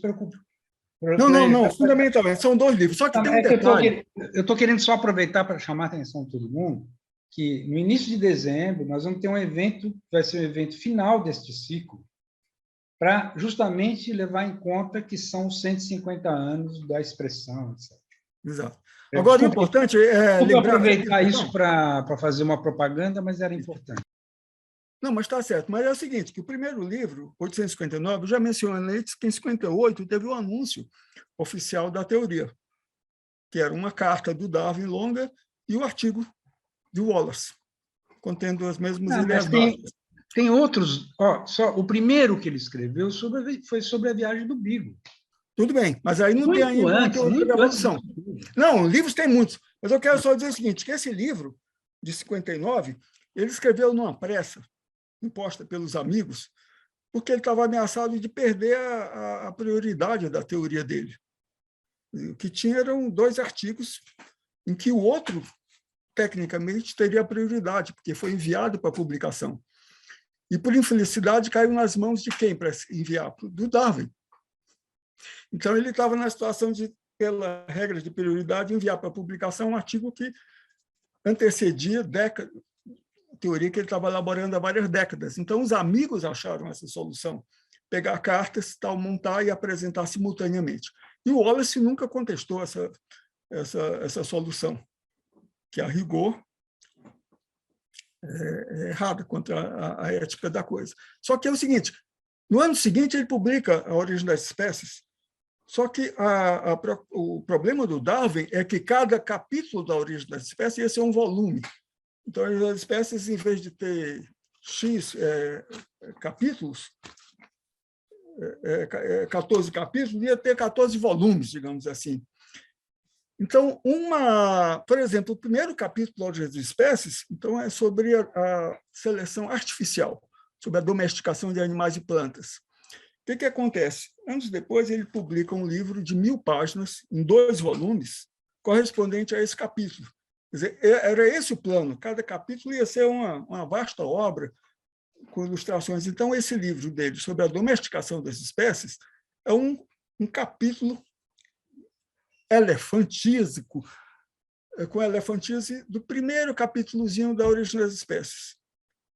Pouquíssima gente lê esse livro, é um livro fascinante para a antropologia em particular, com coisas surpreendentes que ele foi achar, inclusive, na antropologia, na etnologia, como é que os africanos, numa região onde existe o sistema de você faz uma doação para a família da noiva, em troca da noiva, digamos assim. Não é uma compra. Quando Mandela casou com Samora Machel, grandes figuras, Mandela levou numa cordinha mais ou menos 90 cabras, como o pagamento do clã dele para o clã da Samora Machel. É uma coisa fortíssima. Eu andei pela África e assisti esse tipo de situação. Então, só que aí o Darwin mostra como é que esse pagamento, que na época tinha que ser em gado, e tinha exigências estéticas. Por exemplo, para uma certa região tinha que ser um gado com manchas de tal tipo, o outro tinha que ter o chifre de tal e tal maneira. Quer dizer, era uma seleção artificial sem nenhuma finalidade prática, mas com a finalidade cultural e estética. E ele insiste também muito nisso. Quer dizer, não era só a seleção sexual que tinha esse tipo de orientação, mas era a seleção que ele chamou de inconsciente, que era guiada pela percepção de pequenas diferenças e pela acentuação dessas diferenças ao longo do tempo. E aí é o momento em que Darwin destaca uma competência desses povos, que ele chama semicivilizados, ou seja, sem escrita, mas já com gado e tal, e povos também da antiguidade, como os incas, por exemplo, civilizações. Também sem escrita, como os incas. Os incas tinham quipu, mas não tinham propriamente uma escrita alfabética. Mas o que ele diz é o seguinte, que esse pessoal tem uma percepção muito maior, mais acurada do que ele, Darwin. Darwin diz, eu nunca consegui, 40 anos tentando, selecionar uma variedade diferente, por exemplo, de rosa ou de pombo, mas esse pessoal consegue. E mesmo o selvagem da Ilha do Fogo, ele acredita eles com uma percepção, uma discriminação muito superior dos europeus que ele conhecia. Então é assim, tem essa ciência, digamos assim, que leva a esse processo de domesticação e que o Darwin reconhecia. Mas eu tenho a impressão que eu me perdi nessa resposta e perdi o fio da meada original da pergunta da Yaroslava. Então, se você puder me ajudar para recuperar, que é... Na verdade, foi mais um comentário ainda sobre a seleção sexual e depois a gente chegou ao livro de Emoções nos Animais e no Homem. Eu queria mencionar o seguinte, essa questão da seleção sexual, que agora eu aproximei da seleção artificial, dizendo que nos 2 casos o Darwin dava um conteúdo estético a isso e não direcionado, quer dizer, como se faz hoje no laboratório, dizer assim, olha, eu quero selecionar tal propriedade, por exemplo, o conteúdo de vitamina C, o beta-caroteno na mandioca. E aí você vai afinalando para isso. A seleção que é feita pelos povos da Amazônia, por exemplo, em certa região do Rio Negro, uma área relativamente pequena, aí você tem 120 variedades de mandioca na América Central e assim por diante. Bom, isso é um longo assunto de uma longa pesquisa de dezenas e dezenas de pessoas, um projeto que eu coordenei junto com a Laure Emperher, documentando isso. Mas é uma seleção que não é direcionada para um fim só, é direcionada para a variedade. Então, você multiplica uma grande variedade, e disso aí tem um repertório de mais doce, mais amarga, cor diferente, tempo diferente de maturação, de armazenar debaixo do solo, e isso compõe uma estética da diversidade, compõe verdadeiros museus agrícolas, que são esses roçados, que as plantas... Ou seja, é um foco interessante, porque significa um processo de experimentação, digamos, aleatória, de diversificação aleatória, onde, sem ter um objetivo pré-determinado, único, mas que permite você selecionar nessa variedade ao longo do tempo. Isso aconteceu recentemente, quando o Instituto de Pesquisa da Cassava, da Mandioca, no Peru, um dos institutos inspirados pelo projeto do Vavilov, quer dizer, existem institutos desse tipo no mundo inteiro, nos centros originais de domesticação. Então, no Peru, esse centro, de repente, num certo ano, a grande descoberta deles foi uma mandioca capaz de se conservar fora da terra durante 6 meses sem apodrecer. Isso surgiu por quê? Porque eles pegaram uma amostra de um povo indígena e alguém esqueceu no almoxarifado, e depois de 6 meses ela não tinha apodrecido. Então, aquilo foi resultado dessa experimentação estética desses povos. Desculpe te interromper, mas eu acho que não está claro e certamente não está agradando a pessoa que mandou a pergunta. Essa tua insistência na questão da seleção artificial, quando a pergunta dela é sobre a seleção sexual. Sim, mas acontece que você está fazendo... Eu estou fazendo um paralelo sobre a seleção artificial e seleção sexual, porque a seleção sexual pode ser vista como uma forma, é uma seleção que não é seleção natural, no sentido darwiniano. Assim como o Darwin foi criticado pelo Wallace por ter colocado seleção artificial no livro dele, porque para o Wallace isso não era seleção natural, mas o Darwin colocou, considerava em paralelo. Da mesma maneira, o Wallace nunca aceitou a seleção sexual do Darwin. O Wallace combateu explicitamente isso, assim como o Wallace nunca aceitou a hominização como um processo resultante de seleção natural. Então, eu acho, pessoalmente, que tem, sim, uma afinidade. Agora, tem questões que não estão explicadas pelo Darwin.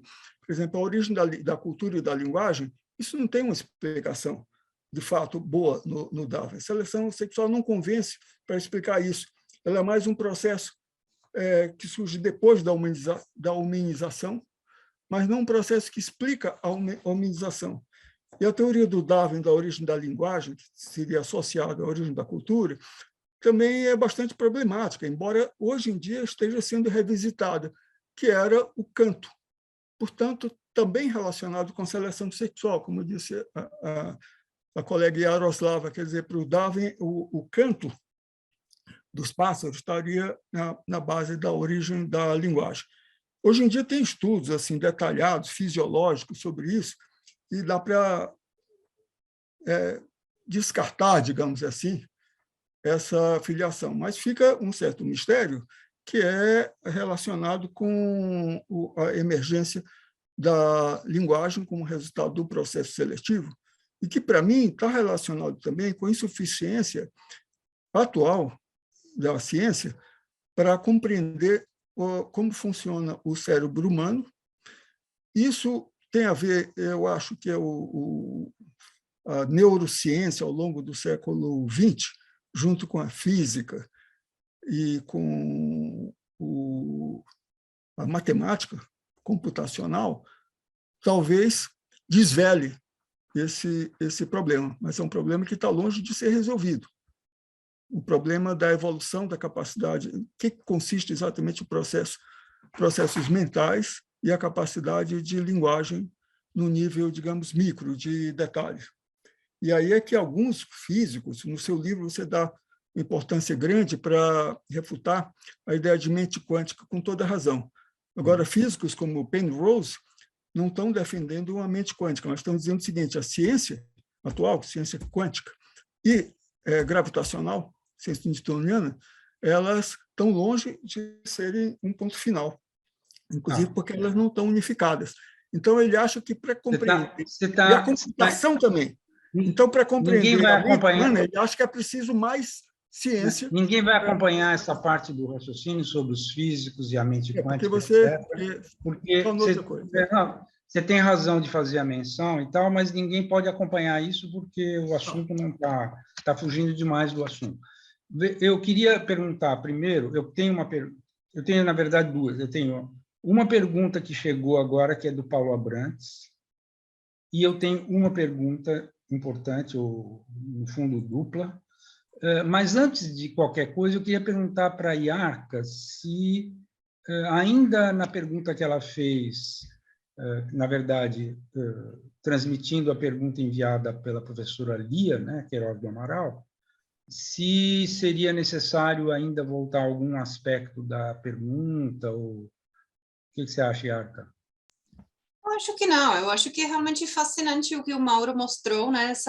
Essas diferentes seleções, né? A natural, a artificial e a sexual, e realmente a artificial e a sexual, elas são diferentes, né? Elas são inconscientes, e eu achei muito legal fazer essa ponte, eu agradeço por isso. Em todo caso, fica aberto, se a professora Lia quiser retrucar, vamos dizer assim, para ela usar o e-mail aí, que acho que vai dar tempo da gente voltar a essa questão.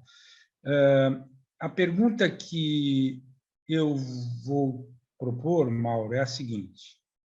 Na verdade, o que eu vou fazer é o seguinte, eu vou fazer uma série de afirmações e, na verdade, eu quero só que você diga, se você não concorda, explique a discordância. É isso. Então, assim, por quê? Por que esse ciclo existe? Né? Por exemplo, quando você começou a falar... Por que o ciclo, sobre a teoria darwiniana, esse ciclo no qual nós estamos, por que ele existe? Eu estou fazendo essa pergunta porque eu vou explicar uma coisa que é importante. Por exemplo, você começou falando que você se sentiu um pouco assim com o convite, porque você não é biólogo. Não tem nenhum biólogo entrevistado aqui. Não tem biólogo, não vai ter até o fim. Quer dizer, na verdade, aqueles que tiveram formação em biologia, que fazem outras coisas hoje, né? Por exemplo, o professor Nélio Biso, que foi o primeiro, é um grande especialista em educação, ensino, pedagogia, etc. E é o nosso maior especialista, provavelmente, em Darwin. Mas não foi na condição de biólogo que ele veio aqui. Da mesma forma, vai participar a professora Maria Elice, que tem formação em biologia também, mas ela hoje faz uma coisa bem diferente, como nós vamos ver quando for a vez dela na pós-graduação, muito voltada para a questão do Darwin, etc. Então, se fosse para fazer um ciclo com biólogos, eu recorreria aos colegas que fazem um magnífico blog que chama Darwinianas, principalmente coordenado pelo Charbel El-Hani, que é da Universidade Federal da Bahia. Né? Quem não conhece devia entrar aí no Google e pôr Darwinianas, que é um blog do grupo científico importantíssimo de biólogos darwinianos, vamos dizer assim. Mas, enfim, o ciclo foi voltado justamente por fato de que é muito subestimado, em geral, mas particularmente no Brasil, o fato de que, na conjectura do Darwin, ou nas conjecturas do Darwin, talvez seja mais correto dizer assim, existem questões que são úteis do ponto de vista epistemológico para inúmeras ciências. Eu não vou dizer todas, enfim, inúmeras. O nosso último encontro foi sobre física quântica. Então, assim, o sentido, por isso eu falei, a pergunta é qual o sentido do ciclo. O sentido do ciclo é justamente tentar mostrar o quanto, na visão, na teoria darwiniana, há contribuições importantes que estão sendo aproveitadas nas mais diversas ciências. Então, o exemplo extremo que eu dei foi justamente a última vez com o nosso colega Baldijão sobre a física quântica. Né? Então, motivado por isso, eu queria dizer quais são as ideias, quando eu falo teoria darwiniana, no que eu estou dizendo. Porque é muito comum que as pessoas falem de outras coisas, falam a evolução, no máximo, às vezes, a evolução darwiniana. O que é a teoria darwiniana? Qual que é o cerne da teoria darwiniana? Né? Então, E eu queria, então, fazer duas afirmações aí, que essas que eu gostaria que você contestasse ou não. É uma forma de a gente ir testando as nossas ideias, né? Primeira questão é que existe uma contradição, no sentido bom da palavra contradição, que é o sentido dialético, entre a primeira grande obra e a segunda grande obra. Na origem das espécies, o raciocínio central, vou falar dele já já, é um que é negado no segundo. Porque quando o Darwin fala no segundo livro que, no caso da humanidade, a seleção natural selecionou os instintos sociais, basicamente, vou resumir, não é só instintos sociais que ele fala várias outras coisas. Mas, ao selecionar os instintos sociais, está querendo dizer o quê? Está querendo dizer, por exemplo, que, muito cedo, os humanos começaram a cuidar dos enfermos, cuidar dos deficientes, cuidar dos mais fracos, e assim por diante, né? Quando, por exemplo, deixou de haver aquilo que era muito comum nas hordas nômades, tal, que era, se alguém está mancando e tal, fica para trás, não vai seguir. Ao contrário, né? A humanidade muito cedo começa a ter, eu vou resumir tudo na expressão que ele usa, instintos sociais, né? Ao dizer isso, ele está dizendo o seguinte, que a seleção natural selecionou o seu contrário. E isso não é suficientemente colocado, e eu acho importante frisar e dizer que cada um resolva do jeito que quiser, porque tem gente que tem tanta problema com a palavra dialética, que então usem outra coisa. Tem gente que usa fita de Möbius, é muito interessante. Pode usar, sei lá, pode, em vez de chamar de contradição, como eu chamei, chame de paradoxo, queira o que queira. O fato é que existe essa questão, existe uma unidade entre as duas obras, mas em cima dessa contradição que eu fiz questão de frisar. Por quê? Então, agora eu vou falar qual que é o raciocínio central da origem das espécies. É a ideia de que variações de um lado, que são aleatórias, uma vez confrontadas, essa palavra talvez não seja a melhor, a pressões do ambiente, que são pressões, no caso, diferentemente, não são aleatórias. Quando eu usei a palavra determinísticas, teve gente que achou ruim, mas eu acho que as pressões ambientais são, comparativamente à variabilidade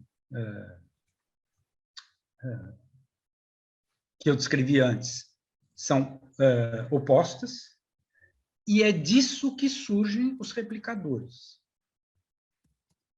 O que replica, o que fica, é o resultado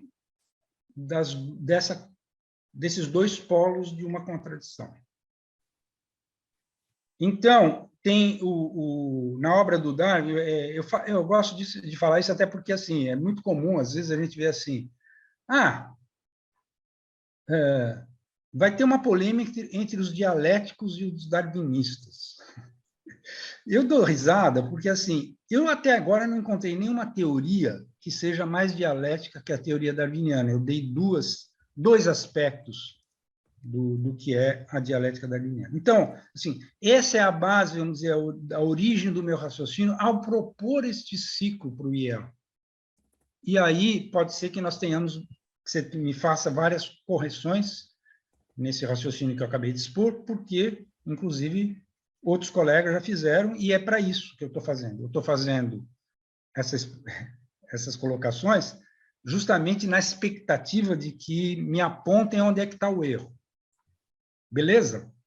Beleza. Ô, José, o problema é que, como você expôs uma série de pensamentos conectados, eu teria que passar um longo tempo para apontar onde é que eu vejo erros, na verdade, problemas, mais de dois. Eu já lhe falei que eu anotei todo o seu livro, chamado Amor à Ciência, onde talvez isso esteja mais explicado.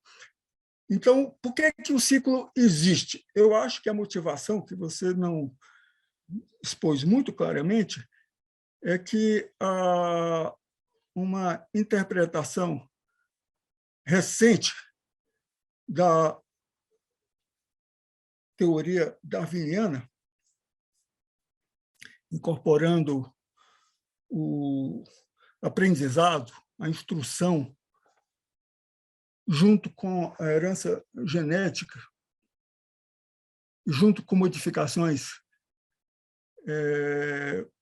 fisiológicas herdadas, epigenéticas, tudo isso conforma uma espécie de teoria estendida que se aplicaria, permitiria se aplicar de maneira comum ao domínio biológico e ao domínio humano, domínio cultural, uma espécie de única teoria. E eu já afirmei aqui que eu acho que o problema aí é que está misturando coisas que podem levar a... Bom, essa é uma divergência, mas falar disso seria muito longo, então eu vou só sintetizar o que eu acho. Eu acho que existe um processo de evolução biológica que gerou a humanidade atual como espécie, que continua a operar, só que continua a operar na escala da existência humana de maneira muito pequena, muito minúscula, pequenas modificações fisiológicas, tal. Pulmão, tamanho do pulmão, resistência a certas doenças, resistência à lactose, etc. Mas, em geral, a humanidade já está formada.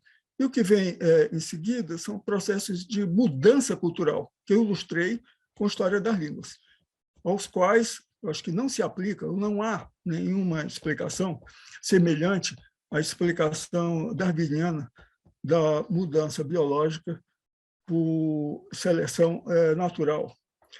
Isso é o meu ponto de vista, ou seja, as mudanças históricas não permitem falar de uma evolução cultural se considerar evolução, em algum sentido, conectada com a ideia de fitness, de adequação ao ambiente, embora, evidentemente, existe ecologia cultural, é uma parte da antropologia cultural, mas e também a ideia de associação fitness e evolução no sentido de progresso, de desenvolvimento para algo mais completo ou melhor. Acho, em suma, que não se são domínios diferentes de explicação. Agora, acho também que falta considerar nessa expansão da visão científica no século XX o papel da matemática e da computação nisso. Por isso que eu mencionei, e acho que uma verdadeira compreensão da própria humanidade, do cérebro, tem que esperar ainda se completar um processo que está apenas se iniciando de compreensão com uma combinação da neurociência, da computação, o que inclui formas de computação que não são as computações no sentido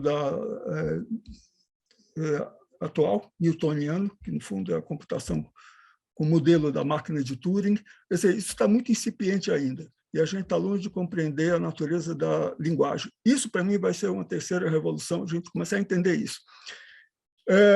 Então, simplesmente, o enfoque darwiniano não explica isso, na minha opinião, a emergência da cultura ou do funcionamento da mente humana, que eu vejo em paralelo com a emergência da linguagem e dos processos técnicos e de trabalho. Você vê a teoria do Chomsky, de que a linguagem inclui o encaixamento de partes num todo, e não apenas uma sucessão linear de fases, se aplica exatamente também a todo o processo técnico complicado. Isso foi o tema, por exemplo, muito bem tratado pelo grande arqueólogo francês Laroy Gourhan, sobre a complexidade envolvida em fazer um machado de pedra. Você precisa fazer uma ferramenta para fazer outra ferramenta para poder lascar aquilo.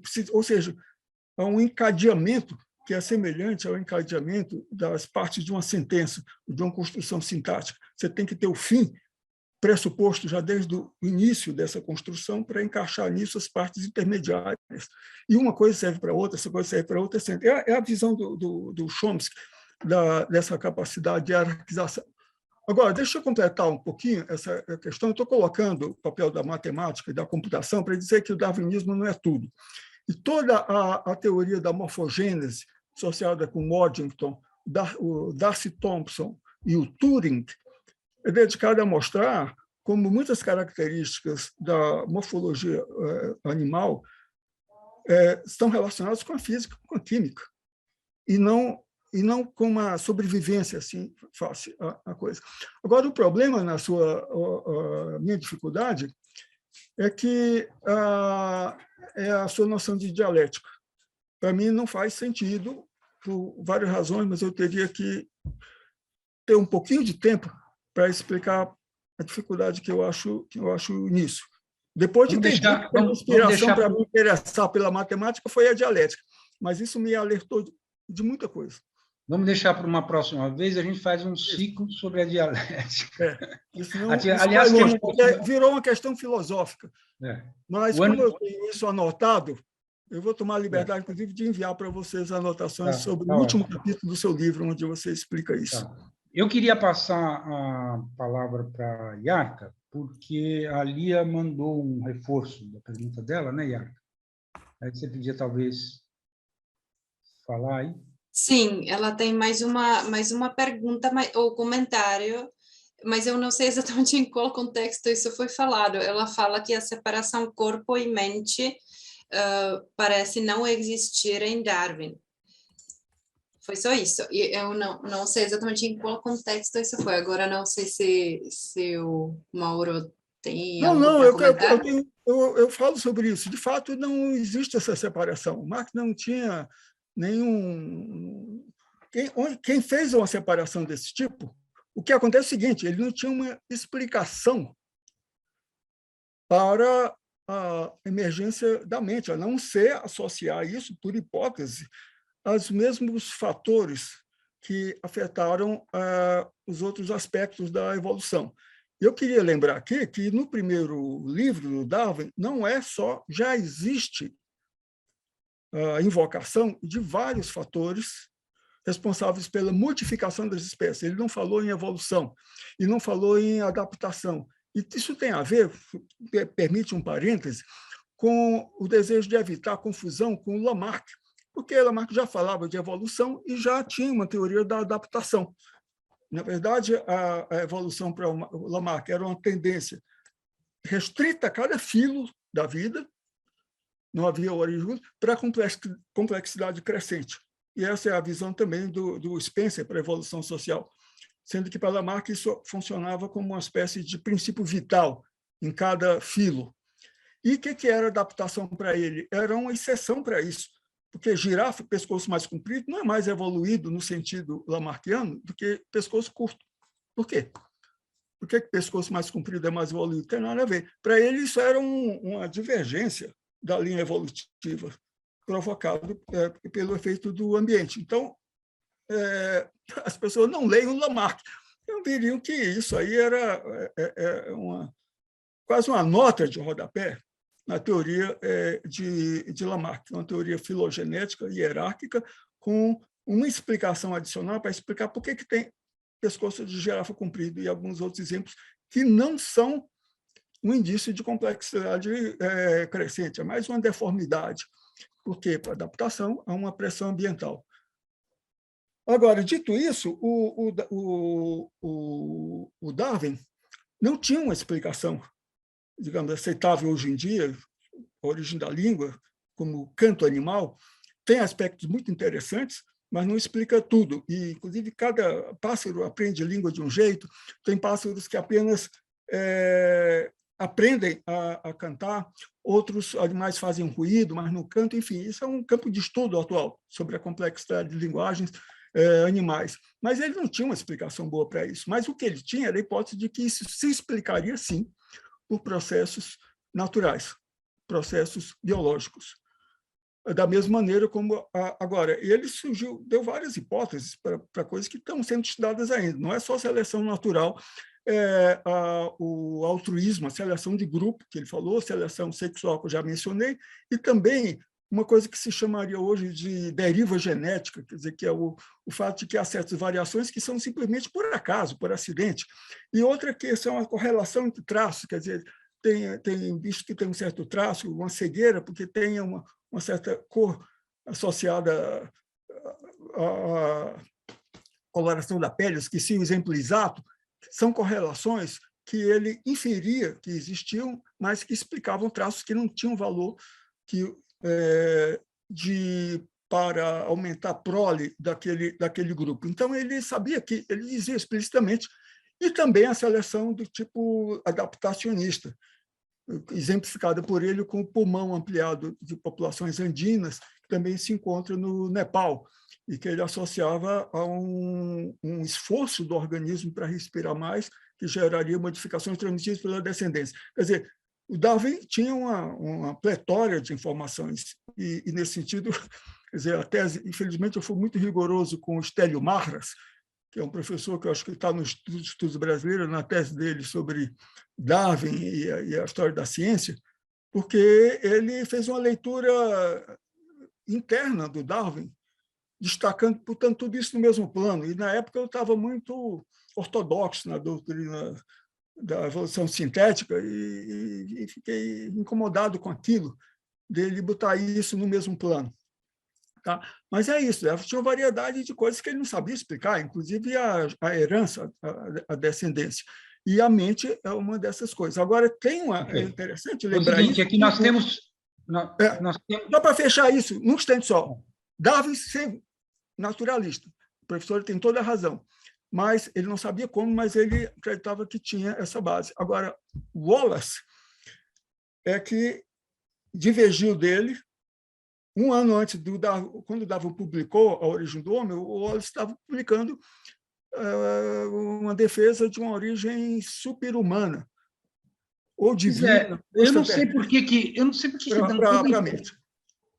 não sei por que dão tanta importância para essa coisa da relação com o Wallace. Tudo bem, tem uma parte lá que até tem importância na história, mas depois, o que aconteceu... Vamos deixar... Não, dá importância, vamos tentar nos concentrar... Vamos tentar uma posição que é a posição de muitos... a posição do Chomsky, por exemplo.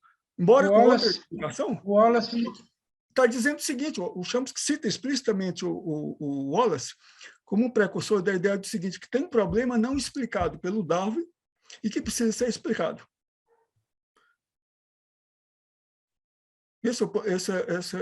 Sim, tá bom, mas tem, não é um só, mas ele terminou místico, tal, não sei... Vamos, aqui é o nosso ciclo... A gente, na verdade, tem mais uma pergunta, né? Não é mais uma, eu estou aflito porque não é mais uma, nós temos 3. Então, eu estou querendo encurtar um pouco as respostas para que a gente possa, na medida do possível, fazer as várias perguntas que surgiram. Então, vou pedir permissão para vocês para fazer uma pergunta que está aqui há um tempão, do Paulo Abrantes. Pode ser? Pois é, eu vi que a outra pergunta, na verdade, foi exatamente sobre Darwin e Wallace, né? Então, eu estava pensando que Darwin quem? Não, mas espera um pouco. Wallace. Wallace. Tem uma sobre isso. Wallace. Tem uma sobre isso também, mas ela não está na prioridade. Aqui, pela ordem, chegou uma pergunta do professor Paulo Abrantes, que eu vou ler. Como eu não tive tempo nessa história toda de ficar prestando atenção em tanta coisa, de ler antes com calma, pode ser que eu gagueje um pouco, por isso vou ler devagar. Gostaria de saber se considera possível e desejável uma reunificação da antropologia, diminuindo-se ou eliminando-se o fosso que se criou entre a antropologia cultural, social, e a antropologia biológica. Se for esse caso, acredito que passará por vencer preconceitos, apontar leituras equivocadas dos clássicos e também realizar um trabalho teórico que assimile contribuições como as que vêm sendo dadas no âmbito do que se denomina síntese evolutiva estendida. Você se referiu a essa turma da Jablonka, etc. Eu destacaria o papel, no caso, é o Paulo Abrantes, destacaria o papel cada vez maior atribuído à construção de nichos e à seleção de grupo, especialmente no caso humano, mencionados de passagem em sua fala. E também há uma reaproximação entre a biologia do desenvolvimento e a biologia evolutiva, que se ensaia na chamada Evodevo. Essa é a pergunta. Deu para entender? Não, deu para entender perfeitamente. Olha, eu só vou te pedir o seguinte, tem que ser mais curto agora. Só que quero que você agora. não responda por mim. Você tem feito isso antes. Como? Espero que você não vá responder antes de mim por mim. Não.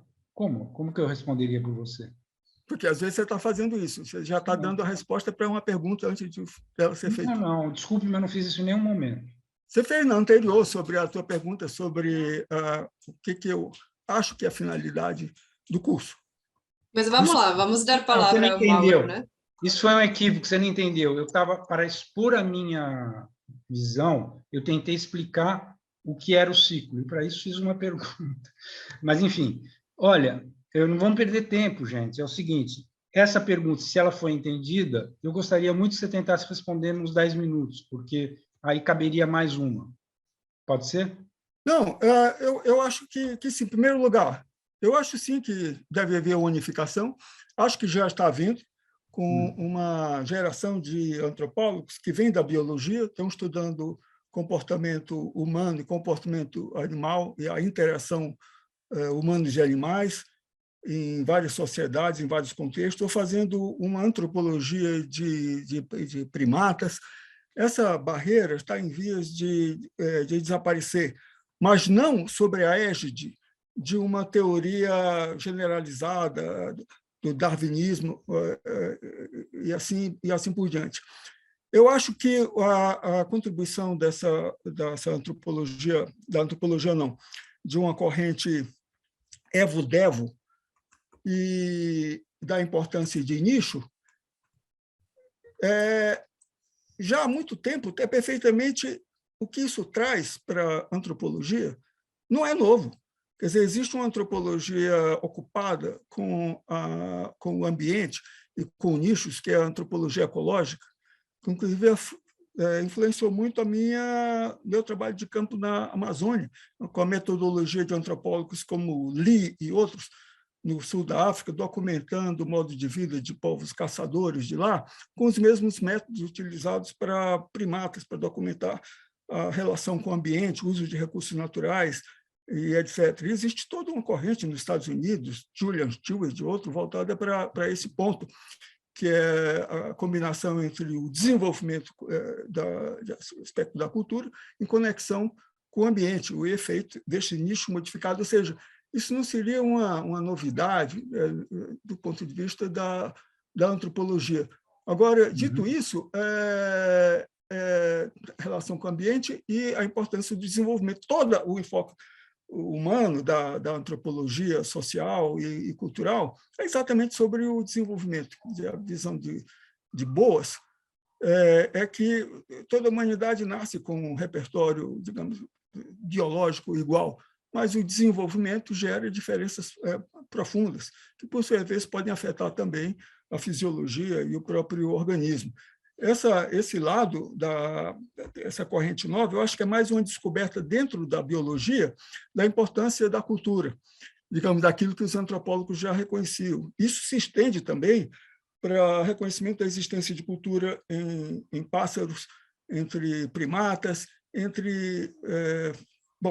isso chega até em formiga, comportamentos aprendidos, etc., em reação a pressões externas. Então, acho que não tem problema nenhum. Agora, a importância, essa conexão da biologia e da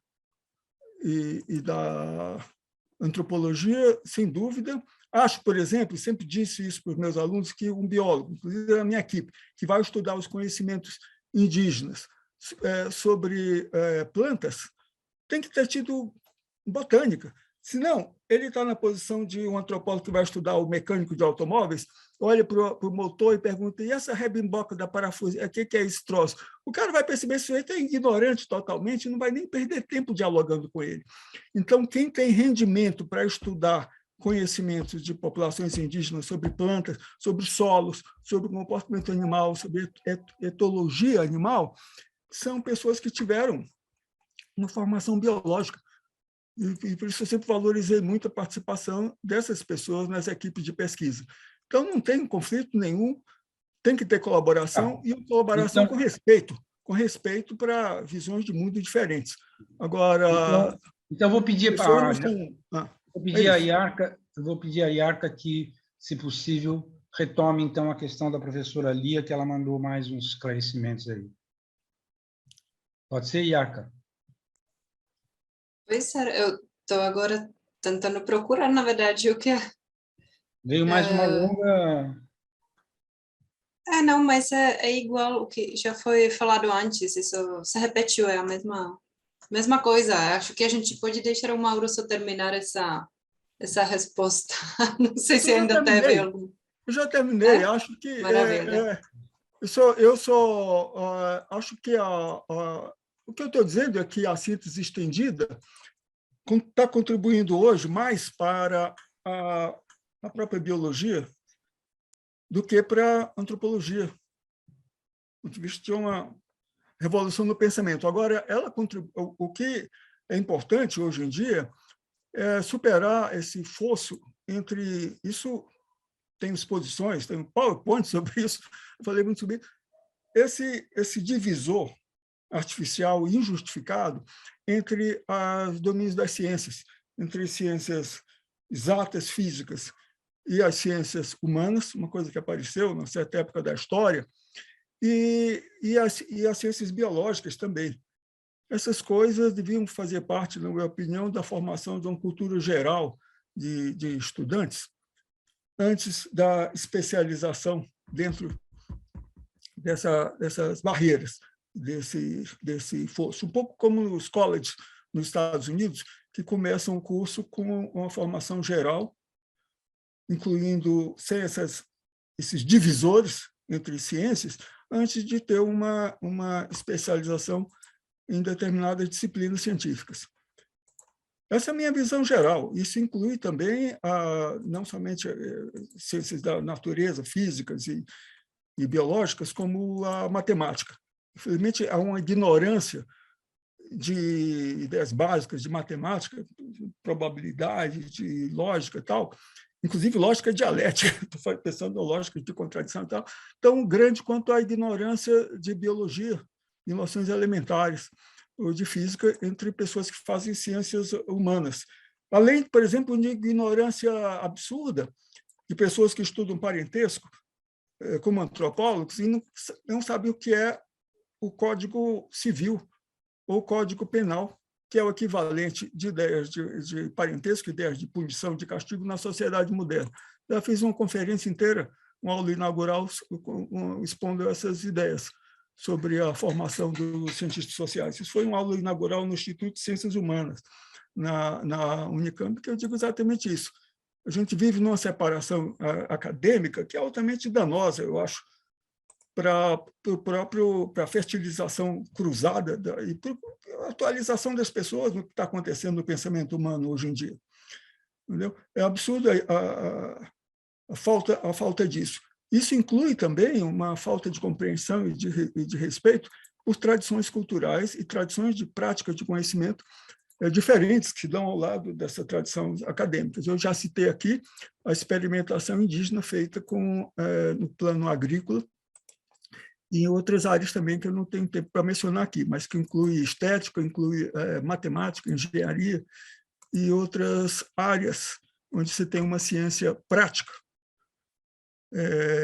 ativa e importante também. Eu acho que a universidade ideal para mim se teria essa formação múltipla, generalizada, com as ideias básicas do pensamento humano, incluindo um conhecimento de tradições de busca de conhecimento que usam métodos diferentes dos nossos, mas que também chegam a resultados importantes.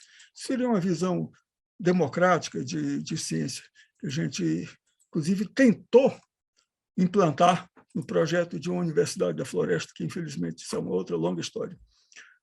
Foi fisicamente implantado, o governo, projeto do Tarso, um dos projetos privilegiados, tal, mas foi sabotado no seu espírito. inovador de unificação e tal, com biólogos, etc, etc. Então, é isso mesmo.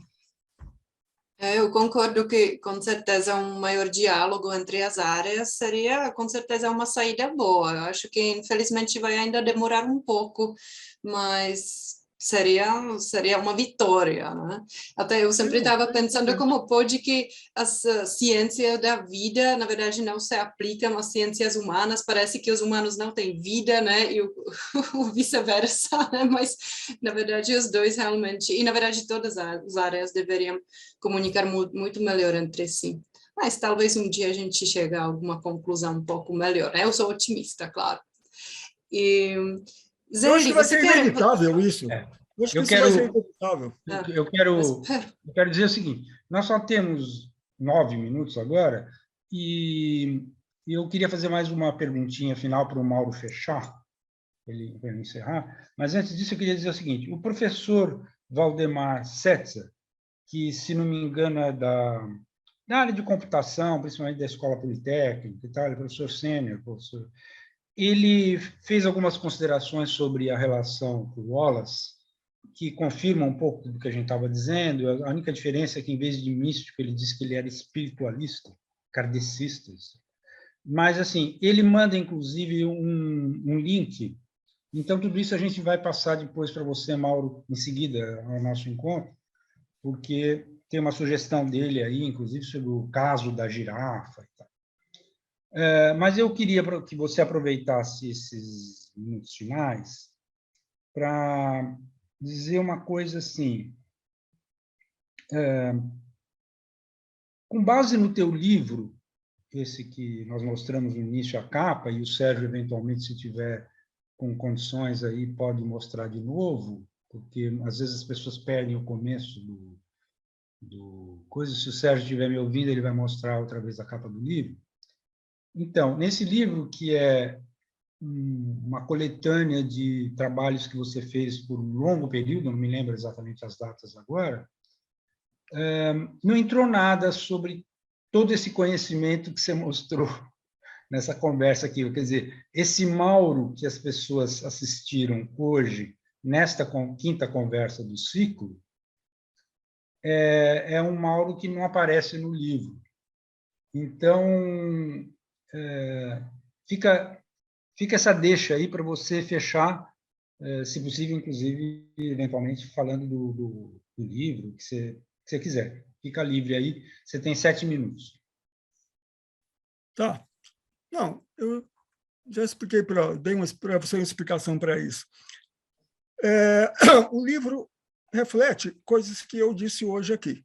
Reflete o meu interesse unificado por uma antropologia, valoriza o pensamento humano, capítulo sobre mitos expressa isso, e uma afinidade muito grande com um enfoque estrutural na antropologia, que está relacionado com o que eu disse hoje sobre a visão de organismos e da variedade de organismos associada com a visão de desenvolvimento, Waddington, Darcy Thompson, Alan Turing, e também, antes deles, Goethe, grande autor da teoria das formas, das transformações, a teoria do desenvolvimento associada com a noção de que estruturas que se desenvolvem têm determinantes físicos e explicações matemáticas que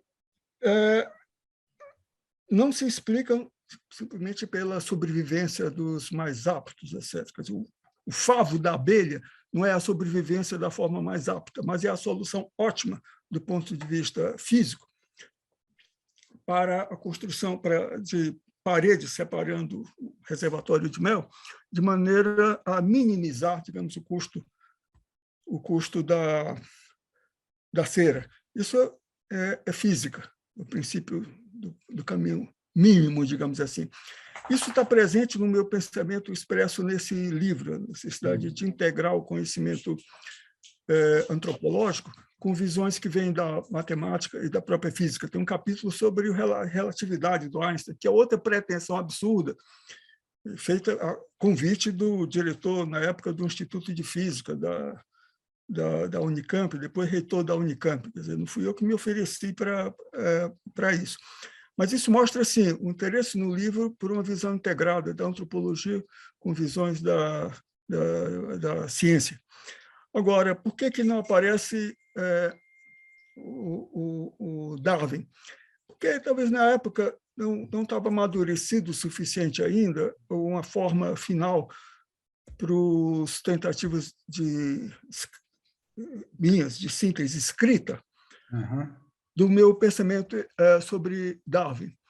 Isso se refletiu na reação da editora, da Florence, que, depois de ter feito uma revisão de um capítulo, achou que ele não tinha o mesmo pique dos outros, digamos assim. Ela achou, na verdade, muito didático, muito explicativo, e sem um gancho. Eu não estava, no fundo, atacando ninguém, eu estava simplesmente fazendo uma explicação, e que é altamente idiosincrática, né? Diga-se de passagem, ou seja, altamente pessoal. Então, isso ficou como um projeto para utilizar depois. E aí eu tenho que agradecer muito o Zé Li, porque com esse desafio, com esse convite, por isso que eu digo que foi um pouco imprudente, eu tive que... Você vê, esse último curso eu dei em 2011. De lá para cá já se passou muita água nesse campo de conhecimento. Então, foi uma grande oportunidade para que eu não atualizasse, porque é uma coisa muito vasta, mesmo nesse período recente, mesmo nos últimos 10 anos. Mas me ajudou a me aproximar de uma atualização de correntes de pensamento atuais e situar melhor a minha maneira de ver o diálogo dessas ciências, levando em conta por exemplo, coisas como a síntese estendida, e levo, e assim por diante. Quer dizer, eu sabia disso, mas não estava acompanhando o desenvolvimento dessas ideias. Então, foi uma excelente oportunidade, que eu espero que... Então, vamos... Um diálogo sobre aspectos epistemológicos. Vamos torcer para... Da dialética me interessa muitíssimo, mas, como eu disse, é um assunto que exigiria outro papo. Vamos torcer para que a sua editora, Florência Ferrari, né, se anime em agora dar uma boa editada no teu texto sobre o Darwin, que existe um texto, né, mas não está ainda. E, se for o caso, aí a gente se dispõe a começar a divulgar pelo próprio site do IA aqui, fazendo o link com esta conversa.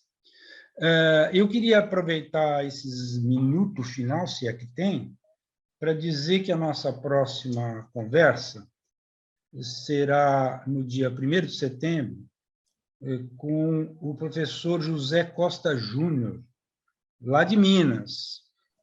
Ele é professor do Instituto Federal de Minas, lá no campus de Ponte Nova, imagine. Mas, enfim, ele tem uma tese na UFMG, que é na área de filosofia, e é sobre Darwin e a moralidade. Então, está aí o convite a todos vocês para que voltem no dia, os que assistiram hoje e os que assistirem o vídeo nesse mês, lembrar que no dia 1º de setembro, então, nós teremos essa conversa com alguém que é também, mais uma vez, da área da filosofia. Muito obrigado a todos, e principalmente a Yarka, que ajuda tanto nessas entrevistas, e ao Mauro de ter aceito, de ter dado esse show, e certamente despertou em muita gente que assistiu vontade de conhecer mais sobre o seu trabalho. Então, também foi uma maneira da gente, vamos dizer, chamar a atenção para o livro, né? Seria o mais importante no momento. Muito obrigado. Bom, mais uma vez agradeço a Yaroslava, Yarka, agradeço muitíssimo a você, Ali, abriu minha cabeça para os novos horizontes dessa biologia ampliada, e a equipe também do pessoal. cumprimentando pela iniciativa. Parabéns por esse trabalho no Equipe do Instituto. Tchau, gente. Obrigado. Bom, obrigado. Tchau, tchau e obrigada, Mauro.